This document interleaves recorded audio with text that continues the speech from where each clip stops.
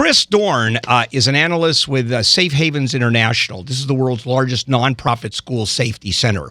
And Safe Havens International consults with schools all over the world, as well as with FEMA, the federal government, and state authorities. So first of all, Chris, thanks for joining us. When you saw this yesterday and you looked at the school, did anything quickly come to mind in terms of what they could have done that you didn't see they did? It's always hard to say so quickly after something happens. But it usually comes down to the fundamentals. And with this situation, I'm sure we'll get more facts as we learn more details. But it sounds like there may have been some missed warning signs or missed opportunities. But a big challenge is once the student leaves the school, that structure, we have little control over where that student goes or what that student does after they've graduated. So it's a particularly tough situation here. All right, you certainly can.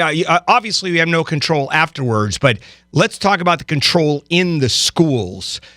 What do you do to keep bad guys, and I'm assuming a lot of potential bad guys, from getting into school and being a threat? And again, it goes back to the fundamentals. And so one that Florida schools are actually particularly good at is access control. And since the 90s, they've had legislation in place and safe school design guidelines to try to focus on making the campus more secure and keeping that threat out.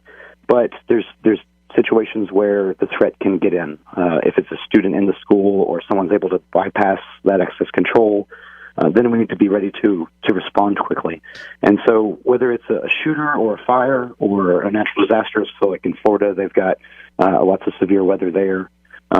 Whatever the case is, we need to be ready to react quickly. And like in this situation where people were evacuating and realized they needed to stop and stay and lock down, we've got to be ready to think on our feet like that. Yeah, I've got a million questions here. When you talk about making a school more secure, what does that mean? Physically, what does that mean? Sure. Typically, most of the schools we go around to today are working towards that, where the school is effectively on what we would call a soft lockdown most of the time, where most of the exterior entrances are locked, and maybe we've got one main entrance that's either unlocked where visitors are funneled through a checkpoint more or less, or maybe that entrance is locked, and we're seeing more schools where they've got to buzz in. And that screening, it's not going to be formal like TSA screening, but it's going to be, can we speak to the person? Do they look normal? Are they exhibiting any signs? We encourage schools to use something called pattern matching and recognition.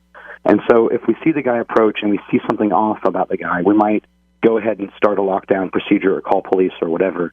If we are speaking to them at the door, it might be a little bit later, but we can still start to take protective action even if they maybe have breached the office or gotten into the school.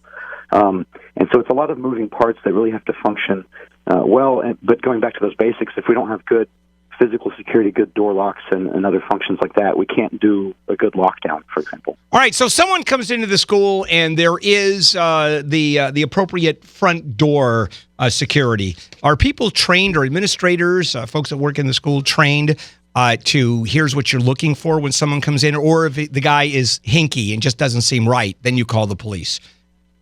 It's a combination of both. There is specific training for school staff. For example, we provide training on things to look for to tell if a person is carrying a weapon, like the way they walk and the way they act and their demeanor. And then there's other more general training, what I was referring to, pattern matching and recognition.